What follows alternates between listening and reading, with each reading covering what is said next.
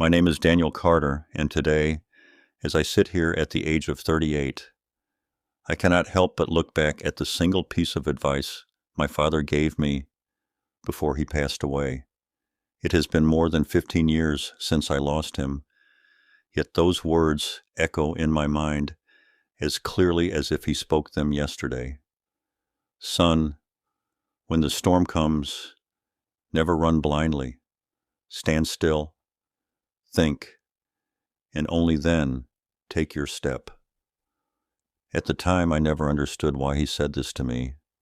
I was barely 22 then, young, reckless, impatient, and too eager to chase life. Back then, it sounded like one of those heavy words fathers often speak, but for me it was just another lesson I thought I would never need. I had no idea that one day this advice would become the thin line between life and death.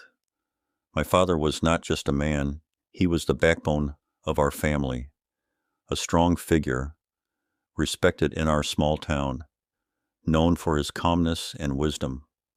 While others reacted in panic during difficult times, he was always the one who kept his voice steady, his decisions sharp, and his faith unshaken. I used to wonder how a man could be so composed even in the toughest situations. He often told me, "Patience is not about waiting, Daniel. Patience is about how you behave while you wait." Back then, I smiled, nodded, and forgot. But life has its own way of reminding you of the truths you ignore. It was just a few months after his death that everything changed. Losing him had already created a void in our home. My mother cried silently in her room at night, thinking no one could hear. My elder brother tried to bury his grief in work, and I just pretended to be strong. I would hang out with friends, laugh louder than before, as if making noise could drown the silence his absence left behind. Deep inside, I was lost. I missed him more than words could explain, but I never admitted it to anyone. Perhaps I was too proud, or maybe too scared of what that grief would do to me. One evening, after finishing college classes, I received a call that changed my life forever. It was a friend of mine, Jason. His voice was trembling. "Daniel, you need to come fast. There's trouble." I asked what happened, but he only repeated, "Just come, please." Without thinking much, I rushed to the location he gave me. It was an old abandoned warehouse at the edge of town. The place already carried shadows of stories people told, illegal deals, fights, and dangers best avoided. My heart raced, but I ignored every voice inside me telling me to stop. As I stepped inside, I found Jason cornered by three men, much older and bigger than us. They weren't strangers. I had seen them around before. Rumors said they were involved in dangerous stuff, gang fights, illegal money collection, things that could destroy lives. Jason had apparently borrowed some money from them, and now they demanded it back with double interest. He didn't have it. They were ready to teach him a lesson. When they saw me, they smirked as if another prey had walked into their trap. At that moment, I froze. My father's words suddenly replayed in my head like a distant echo. "When the storm comes, never run blindly. Stand still, think, and only then take your step." The storm had come. I was inside it, and for the first time I understood what he meant. My instinct was to fight or to grab Jason and run, but I remembered his calm face, the way he never rushed. My fists tightened, my breath slowed, and I forced myself to observe. These men wanted fear. They wanted me to panic. Instead, I stayed still. I looked at Jason. He was pale, trembling. I looked at them. Their stance, the way one of them held a chain, the other a knife. They weren't here to talk, but they also weren't expecting me to stay calm, and that gave me the smallest advantage. Slowly, I spoke. He doesn't have the money today. Hurting him won't give you what you want. If you want your payment, give us 1 day. Tomorrow evening, I'll bring it. They laughed at first, mocking me. "And who are you to promise that, boy?" one of them growled. My voice didn't shake as I answered, "I'm his guarantee. You can find me any time. If the money isn't there, you can take me instead." It was a dangerous gamble, but it was the only chance we had. My father always said, "Think before you step. Every storm has a weak spot. Find it." Their weak spot was greed. The idea of getting their money tempted them more than spilling blood right away. After a tense silence, they agreed, but with one condition. If we failed to pay, the consequences would be far worse. Jason and I walked out, our bodies trembling, our minds racing. The night air felt heavier than ever. He broke down, crying, apologizing. "I didn't mean to drag you into this, Daniel. I'm so sorry." I put my hand on his shoulder, my own fear hidden deep inside. "Don't thank me yet. We still have 1 night to survive this." That night, I couldn't sleep. My father's advice kept circling in my mind. Was this what he meant? Was this the storm he prepared me for? Or was the real test still waiting ahead? I didn't know then, but I felt him close, as if his spirit was standing beside me, guiding me through the darkness. And that was just the beginning. That night, I barely slept. Every time I closed my eyes, I saw those men again, the way one gripped the knife, the way another's laughter echoed in the darkness of that warehouse. But what haunted me more was not them, it was my own promise. I had told them I would bring the money in 1 day. I had no money. Jason had no money. My family didn't even know what trouble I had stepped into. It felt like I was standing on the edge of a cliff, and the ground beneath my feet was slowly crumbling. As dawn broke, I sat by the window, staring at the pale sky. My father's words kept repeating in my mind. Stand still, think, and only then take your step. For the first time, I realized that those words were not just advice, they were a survival strategy. My father knew storms would come. He had seen life's cruelty long before me, and now here I was, living the very storm he had warned about. Jason arrived early in the morning, his face pale, his eyes swollen from crying. "Daniel," he whispered, "I don't know what to do. I can't tell my family. They'll break down. And if we run, they'll find us. We're finished." His panic shook me, but strangely, I found myself calmer than him. Maybe it was my father's presence in my memory. Maybe it was just the weight of responsibility. But I knew one thing. Running blindly would kill us both. "Listen, Jason," I said firmly. "We don't have the money, that's the truth, but they don't need to know that. At least not yet. If we want to survive, we have to use time as our weapon. We need to stall, distract, and find another way out." Jason stared at me as if I had just spoken a foreign language.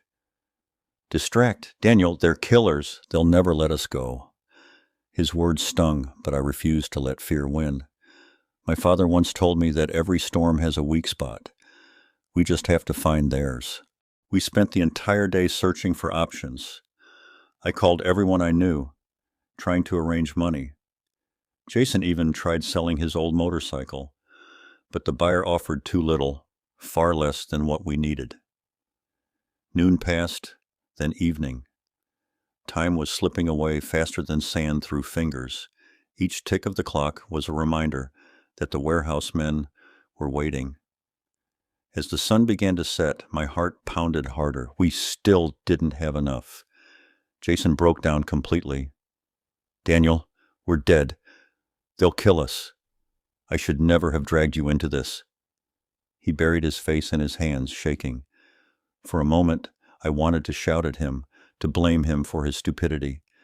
But then I remembered my father again. His calmness, his steady gaze. Anger wouldn't save us. Only patience and clarity would. I took a deep breath. "Jason, listen to me. Money isn't the only thing they want. They want control. They want to scare us.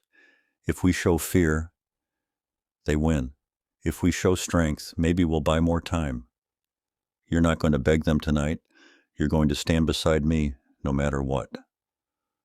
When night finally came, the air outside was colder than usual.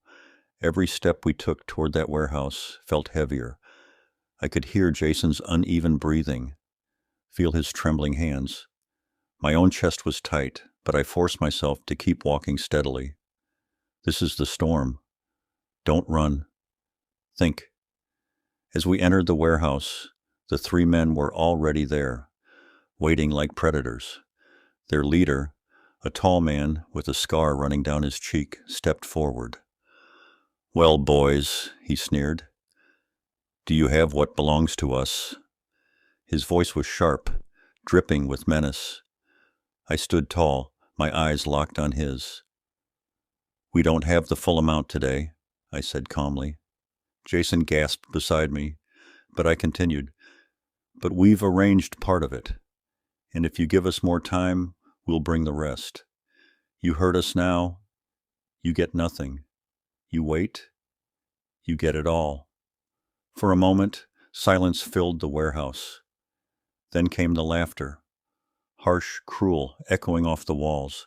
One of them slammed a chain against a barrel, making Jason flinch. "Do you think we're fools?" the scarred man barked. "You think you can play with us?" My heart raced, but I didn't let it show.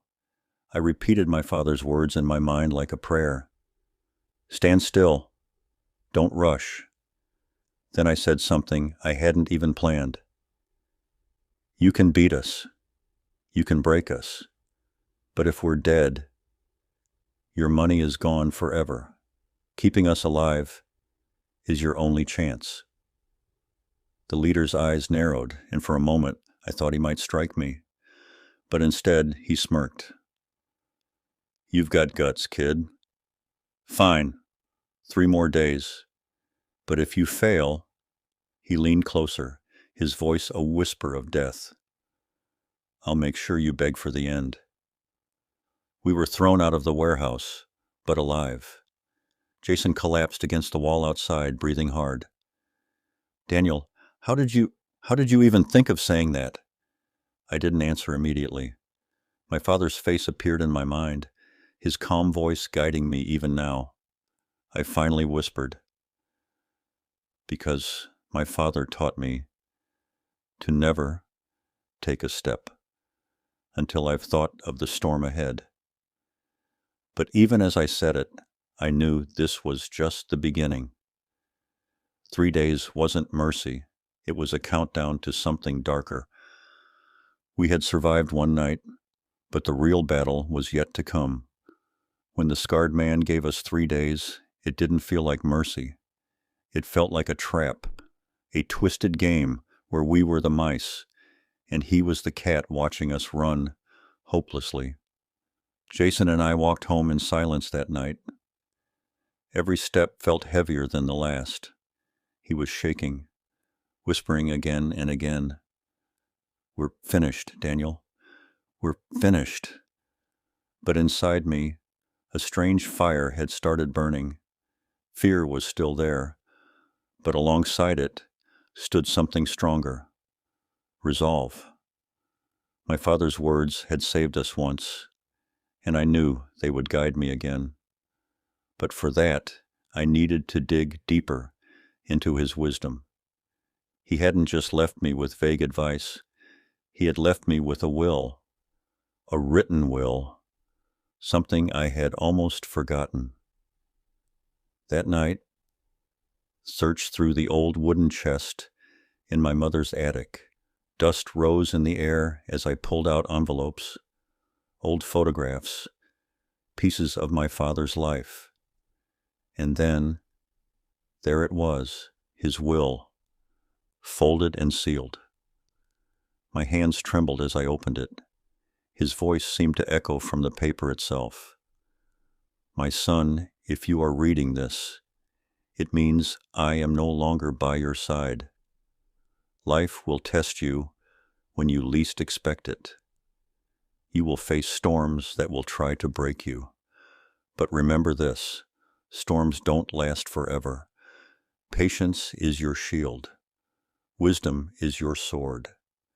And truth will always be your compass. Protect it, no matter what. If ever you are lost, know this, you are not alone. My lessons live in you.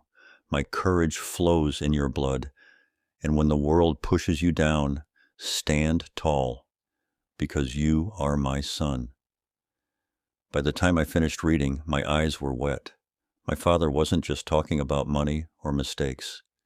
He was preparing me for this, for the very battle I was in now.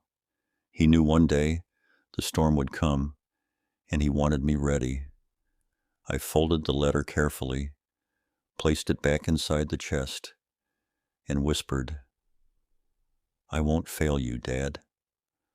The next 2 days, Jason and I worked like desperate men. We sold what little we had, borrowed from anyone who trusted us, and still, the money wasn't enough. But as each hour passed, I realized something important. Money was not the real answer. Even if we paid them, they would come back again, hungrier, greedier. No, the only way to end this storm was to stand against it, not run from it. On the third night, we walked back to the warehouse. My heart was beating so loud it felt like the whole city could hear it. Jason clutched a small bag with the money we had managed to gather, but I knew it wasn't enough. The scarred man was waiting for us, his cruel smile already spreading across his face. Well, boys, he sneered. 3 days gone. Did you bring me what I want? Jason held out the bag with trembling hands. This is all we have, he whispered. Please. It's everything we could gather. The man snatched the bag, counted quickly, then hurled it across the room, coins and bills scattered like dust. His face twisted with rage. This is a joke. You think I'm playing games with you? He pulled out a knife, the blade glinting under the single hanging bulb. Jason fell to his knees, begging, Please, don't kill us. We'll get the rest, I swear. But I stood firm. My father's words thundered in my mind. Truth will always be your compass. I took a step forward, my voice steady. You can kill us, but you'll never see a single coin more. We told you the truth. This is all we have. If you keep us alive, maybe one day you'll get more. But if you end it here, you get nothing but blood on your hands. The warehouse went silent. The scarred man's eyes burned with fury. For a long moment, I thought he would drive the knife straight into my chest. But then something unexpected happened. One of the younger men in his group spoke up. Boss, maybe the kid's right. If they're dead, the trail ends. Alive, they're still useful. The scarred man turned, glaring at his own partner, but that hesitation was all I needed. I locked eyes with him and said, You want to control us with fear, but fear only works if we surrender. And I'm telling you now, I will never surrender. My father taught me patience. and patience is stronger than your threats. For the first time, doubt flickered in his eyes. He stepped back, lowered the knife, and growled, "Get out of my sight." But remember, kid, you're playing with fire. Sooner or later, you'll get burned. We left the warehouse, Jason stumbling beside me, his breath shaky. When we finally reached the street, he grabbed my arm. "Daniel, how did you do that? How did you stand there without breaking?" I looked up at the night sky, the stars barely visible through the city's haze. "Because I wasn't standing alone," I whispered. "My father was standing with me. Years have passed since that night. I am no longer that frightened 22-year-old boy. Today, as I tell you this story at the age of 38, I realize the real gift my father gave me wasn't money or property or even a safe life. It was his wisdom, his words, his unshakable belief that truth and patience can outlast any storm. Jason is still my closest friend. We both carry scars from those days, but we also carry strength. The men from that warehouse eventually disappeared, swallowed by the very darkness they lived in. But we survived. We survived because of one man's wisdom, a father's legacy that continues to guide me. So, if you've listened to my story till now, remember this. Storms will come for you too. They may look different, they may sound different, but they will test you. And when they do, don't panic. Don't rush. Stand still. Think. And let your truth guide you through. And before I end, I want to say this to you who are watching right now. If this story touched you, then don't forget to like this video, subscribe to the channel, and share it with others who might need hope in their darkest hour. And in the comments, tell me where you're watching from. I'd love to know how far my father's words have traveled, because maybe, just maybe, his wisdom can help you weather your storm too.